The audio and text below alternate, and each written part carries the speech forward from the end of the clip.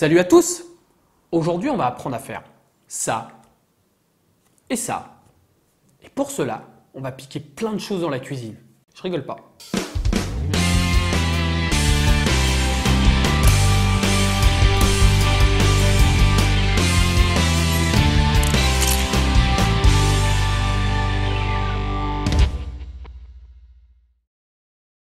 Bienvenue sur la chaîne Soyons Objectifs.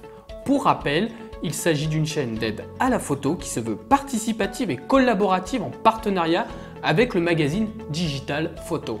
J'ai eu beaucoup de bons retours au sujet du tuto du light painting que je me suis dit que je pouvais renouveler l'opération en vous proposant un nouveau tuto ludique. Du coup, ce sera un tuto sur la photo abstraite ou disons-le artistique qui aura l'avantage de vous faire travailler la netteté et les réglages de l'exposition sous le mode manuel. On va donc dévaliser la cuisine et on peut même demander aux enfants de se joindre à nous car encore une fois, il s'agit d'un tuto plutôt sympa à réaliser en famille, surtout en période de confinement. Allez, c'est parti!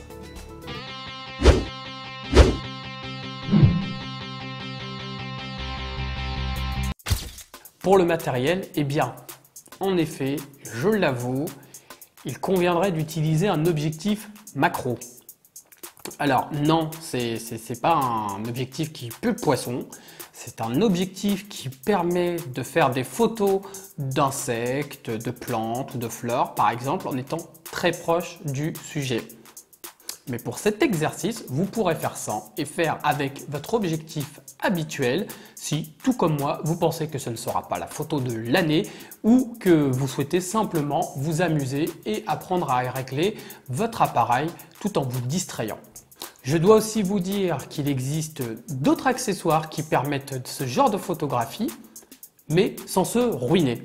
Je parlerai ici de l'accessoire le plus économique que l'on appelle bonnette macro ou lentille close-up et qui permettent de faire ce genre de photos rapprochées.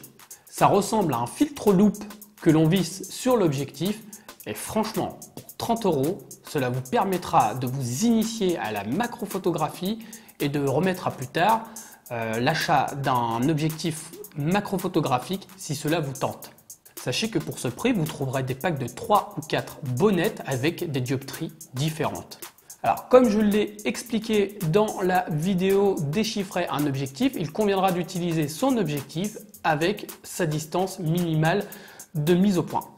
En effet, chaque objectif ayant sa propre distance minimale de mise au point, je vous renvoie vers la vôtre.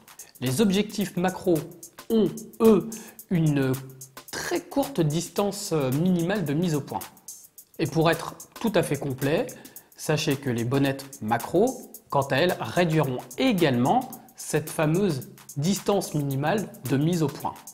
Bon, comme je vous le disais, on va avoir besoin de quelques accessoires pour s'essayer à cette pratique. Tout d'abord, il nous faudra un récipient translucide. Moi, j'ai choisi un plat. Il n'y a pas de taille indiquée et tout ce qui sera translucide pourra être utilisé. Ce récipient doit néanmoins pouvoir contenir une certaine quantité d'eau pour réaliser la photo du jour.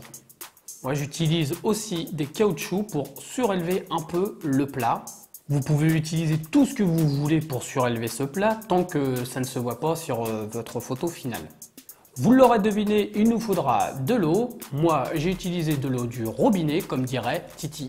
Il nous faudra aussi de l'huile et j'ai envie de dire n'importe quelle huile fera l'affaire. Une cuillère et ou une pipette. J'ai aussi conservé un torchon et du sopalin, le cas échéant pour essuyer. Enfin, vous pourrez utiliser n'importe quel support coloré qui sera placé sous le récipient translucide choisi et qui donnera aux gouttes leur couleur. Pour cela, vous pouvez utiliser une couverture de magazine ou de BD, des feuilles colorées, des crayons ou bien un vêtement coloré par exemple. Moi, j'ai utilisé une tablette avec une luminosité assez forte. En revanche, ne faites pas comme moi et pensez à bien enlever la mise en veille parce que vous aurez des problèmes. Il nous faudra un appareil photo évidemment monté sur un trépied, idéalement avec un bras de déport. En tout cas, il faudra que cet appareil soit bien parallèle au plan d'eau et une télécommande ou l'utilisation du retardateur.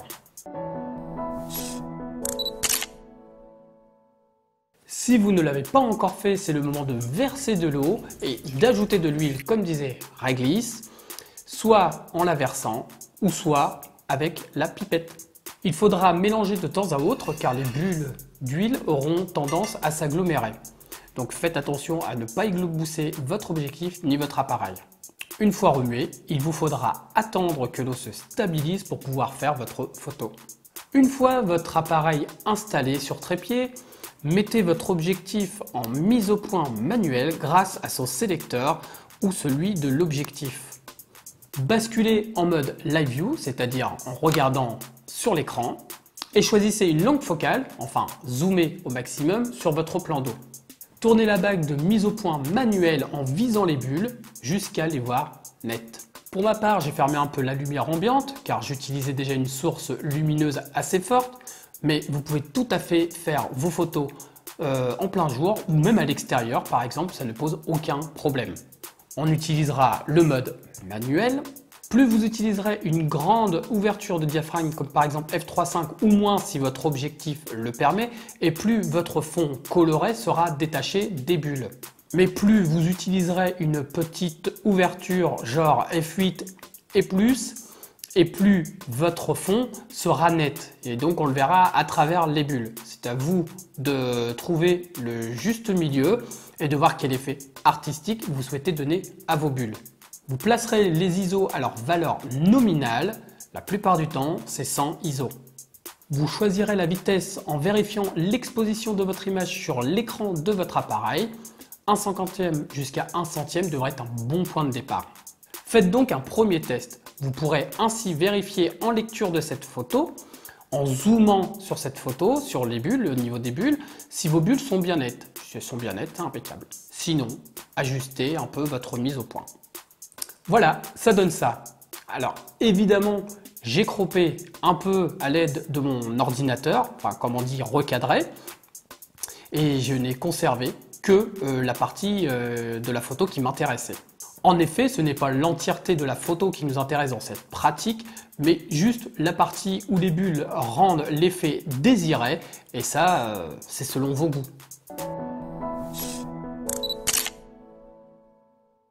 Les petites astuces habituelles de fin de vidéo, vous pouvez utiliser de l'eau distillée, c'est encore mieux, et même ajouter quelques gouttes de liquide vaisselle pour améliorer la qualité de vos bulles. Vous pouvez aussi utiliser quelques lumières, alors pas trop fortes, mais quelques lumières, au-dessus ou sur les côtés des bulles pour leur donner un peu plus de matière. D'ailleurs, pourquoi ne pas positionner aussi quelques feuilles colorées sur les côtés pour faire refléter la couleur sur les bulles. Si vous utilisez des petites lumières sous le plat, vous pouvez les recouvrir d'une feuille d'essuie-tout ou bien d'une feuille de papier blanc pour servir de réflecteur et avoir une lumière qui sera plus homogène. Voilà, c'est fini. Je vous propose une nouvelle fois de partager vos meilleures photos de cette discipline sur le groupe photo de la chaîne Facebook. Partage, soyons objectifs. Ne vous privez pas non plus pour nous donner quelques astuces que vous auriez et qui n'ont pas été évoquées dans cette vidéo via un petit commentaire sous cette vidéo. Si cette vidéo vous a plu, n'hésitez surtout pas à laisser un petit pouce bleu. Cela aide concrètement la chaîne dans son référencement et à avoir donc plus de visibilité auprès des autres utilisateurs de YouTube. N'oubliez pas de vous abonner et d'actionner la petite cloche qui vous alertera des futures vidéos à venir, bien que quelques personnes m'ont rapporté qu'elle ne fonctionnait pas. Enfin, n'oubliez pas de parler autour de vous de cette chaîne, de la partager et de demander aux gens de la découvrir. Ça serait super sympa. En attendant, ne vous tâchez pas et surtout, soyez objectifs.